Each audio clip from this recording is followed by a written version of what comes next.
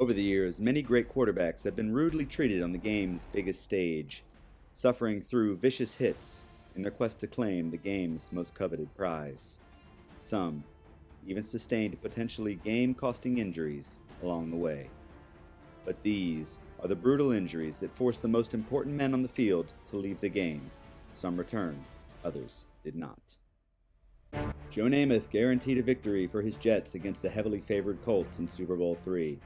And as if that wasn't enough, he'd have to do it with a thumb injury he suffered in the second quarter. Broadway Joe would only miss 2 plays and return to lead his team to a shocking 16-3 upset win. Doug Williams would go on to make history as the first black quarterback to win a Super Bowl. He was going to Disneyland, but had to survive a scary leg injury when he slipped on the grass in the second quarter. Already playing through the pain of a 6-hour root canal the day before, he'd return 2 plays later, throwing a record 4 touchdowns in 1 quarter as the Redskins destroyed the Broncos 46-10 in Super Bowl XXII. The Redskins were back at it again in Super Bowl XXVI, laying a savage 37-24 beating on Jim Kelly and the Bills to the tune of 5 sacks, 4 interceptions, and 6 forced fumbles. While running for his life in the fourth quarter, Kelly would take a violent shot to the head from the defense. Despite a concussion, he'd return for more punishment only a play later. Led by the great Vince Lombardi, the Packers repeated as champions, blowing out the Raiders 33-14 in Super Bowl II. But MVP Bart Starr would not be there to carry them over the finish line, as he was replaced on the final drive with a sprained thumb. We'll be right back after this brief smoke break, brought to you by your grandfather's NFL. The Chiefs looked to avenge their defeat in Super Bowl I when they took on the Vikings in Super Bowl IV. They'd take it out on Minnesota quarterback Joe Kapp, who was never one to shy away from contact. After enduring a relentless barrage of savage hits, even the soggy field conditions couldn't prevent the hard-nosed Kapp from finally being knocked completely out of the game. The Vikings lost 23-7 as Kapp writhed in agony on the sidelines with a blown-out shoulder. Sorry, ladies, you probably won't be in the mood afterwards.